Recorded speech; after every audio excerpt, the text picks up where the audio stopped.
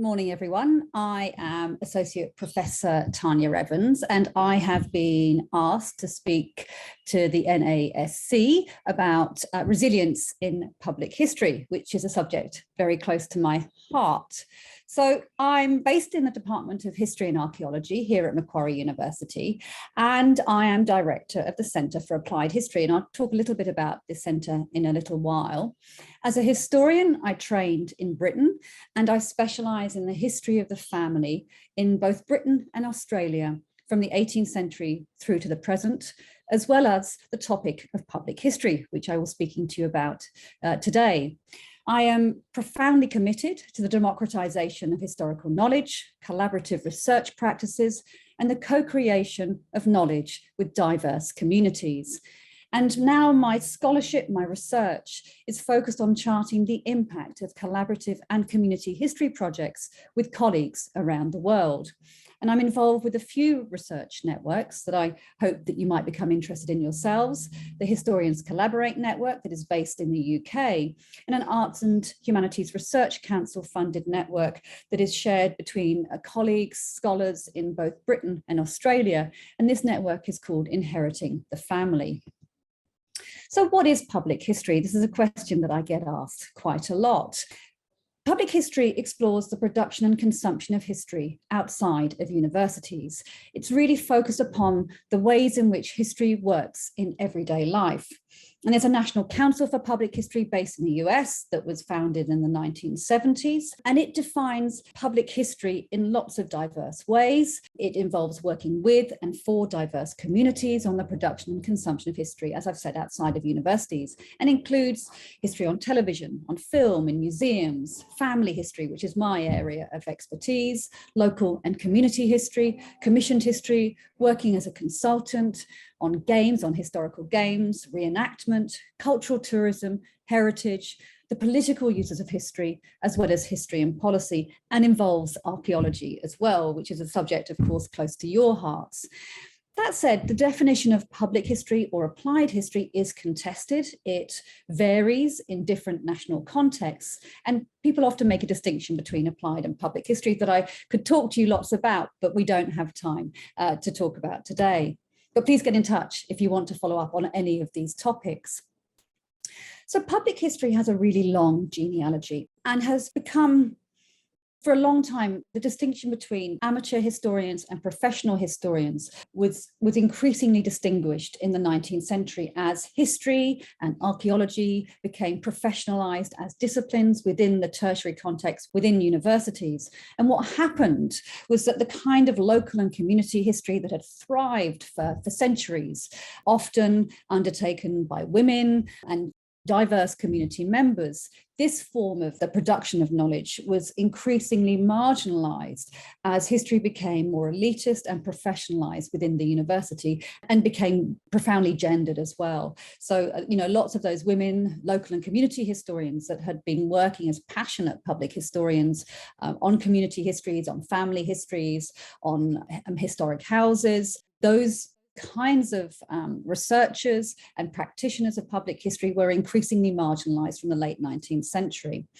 And really, public history came into its own in the 1970s, largely as a result of the emergence of the new social history, and many more diverse practitioners of history became incorporated within the tertiary context following the revolutions of the 60s. So the National Council of Public History was formed, as I said, in the late 1970s, and is very US dominated, and increasingly the international public history scene has thrived internationally.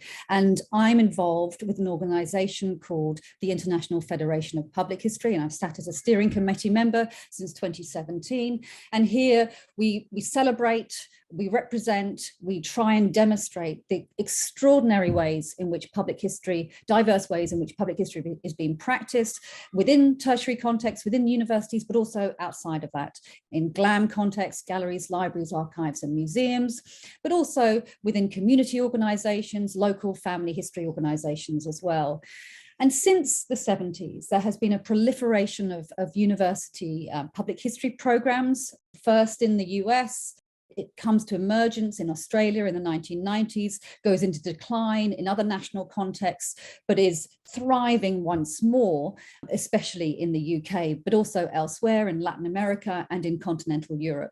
So the really interesting developments have taken place since the 1970s, and we really need a global focus to understand it best.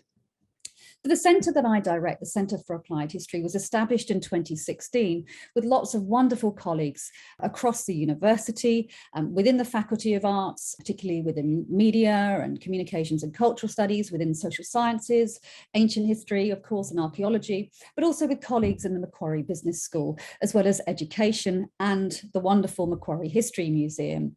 And the centre is passionate about the different ways in which history works in everyday life. And really, this is where my interest in resilience in public history plays out, because I think it's really important that we show the ways in which history enables people to become resilient individuals. And this really is a focus of my research at the moment.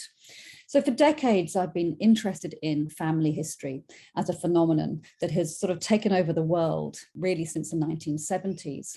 And I argue that family history enables millions of people to think historically and to produce distinctive forms of historical understanding that challenge academic monopoly of historical knowledge. So family historians, interestingly, are still marginalized by academics and by academia, although that has shifted in recent years. So I'm really interested in the resilience of family historians and the different ways in which they work within communities and they collaborate. And this has been the key focus of my last couple of books, Fractured Families, Lives on the Margins in Colonial New South Wales, and my forthcoming book with Bloomsbury, Family History, Historical Consciousness and Citizenship, A New Social History. So resilience is one of those words that crops up a lot, particularly at the moment in the wake of the global pandemic, but also as we think about how young people negotiate their ways in the world, not just young people, anybody at any stage of a life cycle. And I teach a lot of PACE units, and one of the topics that we were talking about last week in class was how the World Economic Forum has publicized their top 10 skills for people to master as they work their way through their working lives. And resilience is number one. So what can we learn from public history or public historians about resilience? Well, firstly, I think it's important to be flexible as scholars, as researchers, whatever our stage in the life cycle. And I've certainly changed the way in which I label my scholarship and undertake my research over the past 20 years or so.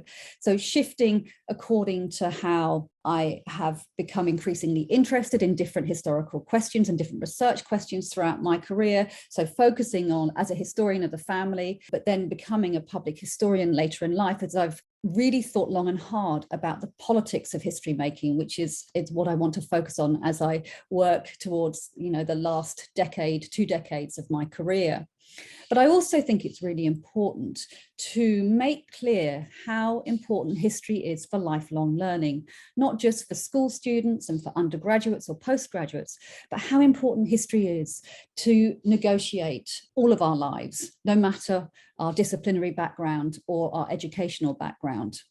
And really my big take-home message for today is that working with others and collaborating when producing and consuming history, or indeed anything, this process of working well with others and collaborating makes individuals more resilient and society more resilient. And this is a key focus of my forthcoming book on family history, which examines the practice, meanings, and impact of undertaking family history research in Australia, Britain, and Canada. And family history is one of the most widely practiced forms of public history around the globe, especially in settler migrant nations like Australia and Canada.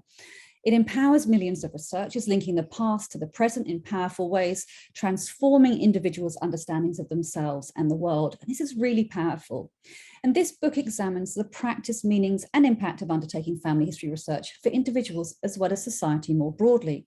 It shows how family history fosters intergenerational and cross-cultural, religious and ethnic knowledge, how it shapes historical empathy and consciousness and combats social exclusion, producing active citizens. Its key argument is that family history can teach everyone the joy and value of history. And lots of family historians, I define them as an emotional community of learners, and this community works on a local, national, and global level. And the collaborative research and the research they do, often in the service of others as family historians, is really a common theme among those who work in family history and genealogical research around the world. There's this wonderful organization called Random Acts of Genealogical Kindness that was established in the US in the late 90s. And it reveals how extremely passionate family historians are about their practice of family history, but also social history. And a lot of them want to, what they call, give little people a voice and to rescue past lives from anonymity. It gives researchers a sense of prestige and empowerment. And I think that, the affective, the emotional aspect of undertaking family history research is really important to understand, especially for older women who don't often feel valued in other ways, whether in their families or in society more broadly. And as a feminist historian, I am really interested, especially in how family historians, many millions of whom are women, can trouble the gendered order of history making, as well as our wider knowledge of the history of the family and social history more broadly. And what's important to recognize is that research can have a profound impact on the identities of family historians. It reveals how important the subject of history is to understand the self as well as society. And what family historians are often doing, I've already said, they're trying to provide a voice for those who haven't been heard before, is that family history provides a platform for both marginalized researchers, but also those people who are marginalized in the past. So they're working class forebears, they're women in their family trees, Black and Indigenous people as well. Family history has a really important political project attached to it that isn't often recognized. Like other family historians I've worked with, Julie acknowledges her family history research as a feminist project. And she told me that perhaps why I have become so attached to Jane's, her ancestor's story, is informed by my own mother's family history. On my maternal side, I come from a long line of strong, independent women. I am the beneficiary of those who have come before me and fought for equal rights. Researching history and genealogy gives me a more rounded view of how marriage, motherhood, fatherhood has changed over time, and allows me to advocate for a fairer system all round for fathers, mothers, and then most importantly, the children. So family history is changing how people think about their roles in society today and encouraging them to advocate for change, especially around issues associated with class, race, and gender. And I think it's really important that we collaborate with these researchers, all types of researchers, to feed the passion for history shared by so many people all over the world, and recognize, make obvious the politics that structures our knowledge about the past. Another response from one of my Australian survey ladies was Harriet Jones. And Harriet, she talks a lot about how her research makes her more resilient. And I think this is really important. Harriet enjoys enormous satisfaction, in her terms, a hint of serenity when she undertakes family history. But she is also inspired by the research and the stories that she uncovers. I regularly come back to these when I think my life is challenging to help me get some perspective and inspiration. She uses her learning to galvanize her in the present, and her knowledge about the women in her family tree also helps her to mother today. She tells me that the research process makes me come alive. It's so stimulating and engaging. I think all of us need to remember that when we're researching. As a sole parent, Harriet says, when my daughter was young and I was only working part-time, family history was a great way to pass the nap time hours or evenings after she was in bed. Now that I'm working more than full-time, it's easy to not find time, but sometimes for a treat, I say to myself, all the things I should be doing can wait. I'm going to do some family history tonight and pull out a file and choose a dangling thread to pursue. It's also been a great distraction or focus point during traumatic or emotional periods in my life. To see how important history is for Harriet in her life. And I think it's really important that we make much clearer to ordinary people, those who aren't studying history within universities or writing books about history. We need to make obvious what the politics of public history work is doing. We need to make clear to ordinary people what it is that scholars do and why they do it. We need to think about broadening audiences for our work and creating advocates for history in the everyday world, encouraging people to become more historically conscious, aware of the diverse sources of evidence, written, material, oral, archaeological, all these diverse sources of evidence and how valuable they are and how they need to be protected and understood. And really, the political project of public history is key at a time when the arts and humanities are under constant attack from governments and commentators across the world. Everyone who loves history and archaeology needs to work a good deal harder at revealing the importance of these subjects in all of our lives and its significance for the world around us. And this is one of the reasons why, with colleagues in the Centre for Applied History, I recently established the Australian and New Zealand Public History Network. The aim of the network is to develop public history across Australasia by creating opportunities to communicate, meet, and share knowledge among individuals and organisations who practice public and applied history within the academy, within universities, but also within communities, industry, and professions, people from lots of different disciplinary backgrounds.